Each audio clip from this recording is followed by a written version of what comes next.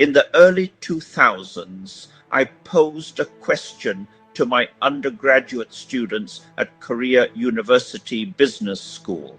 Why was a convergent payment service struggling even after 5 years of its introduction? The class fell silent. Professor, the 6 payment services bundled together are diluting each other's visibility. Isn't the simple user just being overwhelmed with technology? Both were absolutely right. That conversation revealed a profound truth about technology adoption. What looks like added value on the engineer's desk often translates into value dilution in the marketplace. I call this the convergence syndrome. From years of observation and research, I framed what I call the law of convergence. In a convergent suite, each application contests for attention, diluting each other's perceived value. It's simple, yet devastatingly true.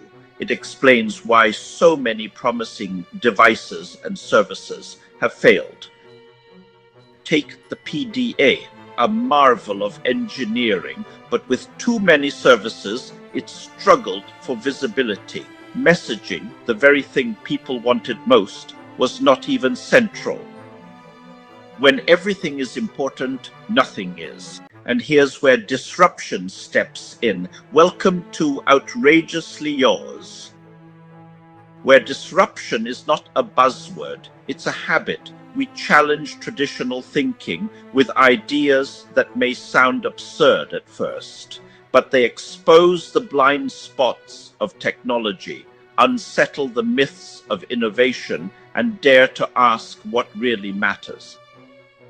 This isn't safe talk, this is outrageously yours. Engineers keep believing that more features equal more value, but the human mind craves simplicity.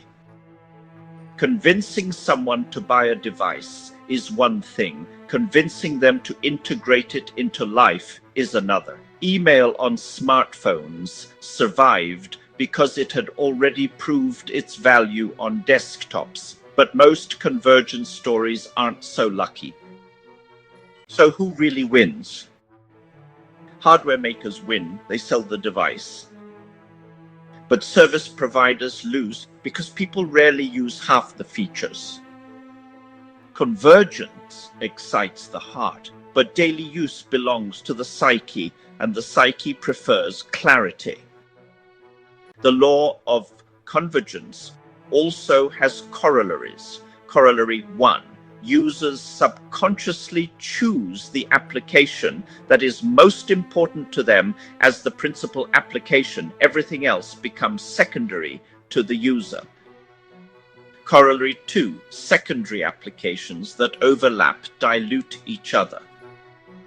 Corollary 3. Diverse applications rarely thrive unless they receive sharp and sustained focus.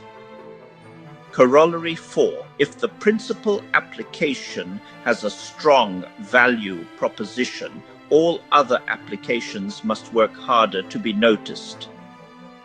Corollary 5. Human psychology does not permit two principal applications to coexist.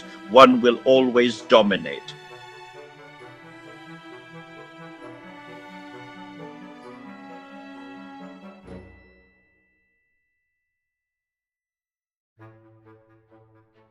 The pattern is alive today. Super apps, fintech wallets, streaming bundles, they all wrestle with the same truth. When one clear use case anchors behavior, they thrive. But when too many unrelated features compete, they stumble. Convergence is seductive, but unless design respects the limits of human psychology, more becomes less. Convergence is not a technology challenge, it's a psychology challenge. It tempts the heart, but resists the mind.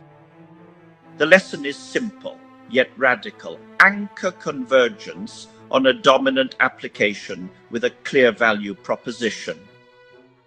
Let everything else play a secondary role or risk fading into irrelevance. This is outrageously yours, where silence isn't absence, it's strategy. Until next time, keep disrupting.